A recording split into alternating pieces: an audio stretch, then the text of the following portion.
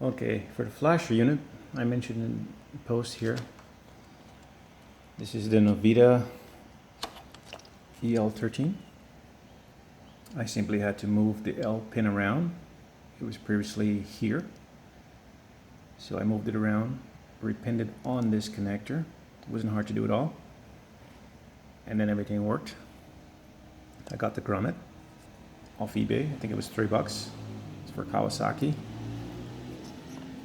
And it fits in there, tucks away nicely, like the stock one did. Let's get that back in there. Oops. I have to take a look. It's dark in the garage. One of the bay doors broke and I'm waiting on parts to replace all the springs. Oh, come on. It's also 2,000 degrees in Texas in the garage. It's hot as hell. I'm supposed to be working on my carbs over there, but it's so freaking hot.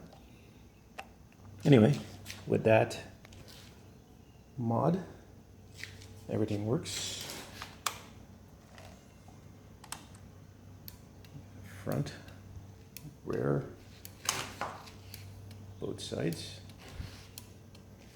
So what I will do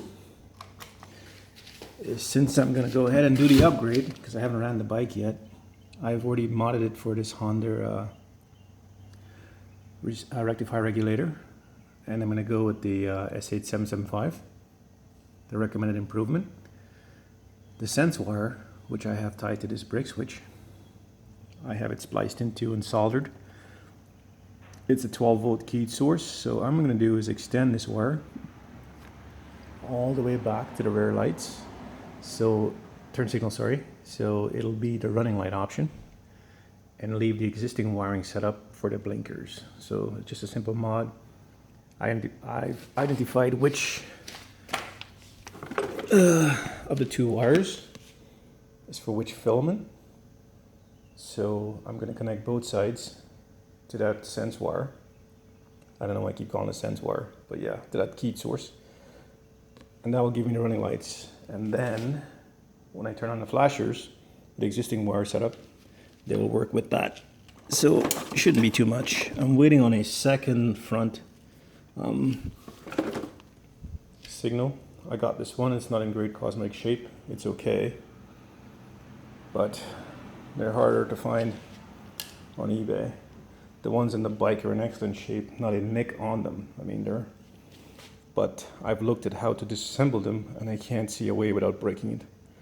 So I guess these will come off and go into storage, and I'll use some used ones once I source a second one, and that's how it's going to work out for me. So for now I have a plan. Flasher set up, just need to get one more turn signal and then I can swap them out. Still waiting on parts for the head. Still waiting on this. This is frustrating. This bike should be running. But valve guides. I've got two NOS ones on the way. And then we'll see about heating this up on a hot plate, driving them out, measuring them against the new ones, and going from there.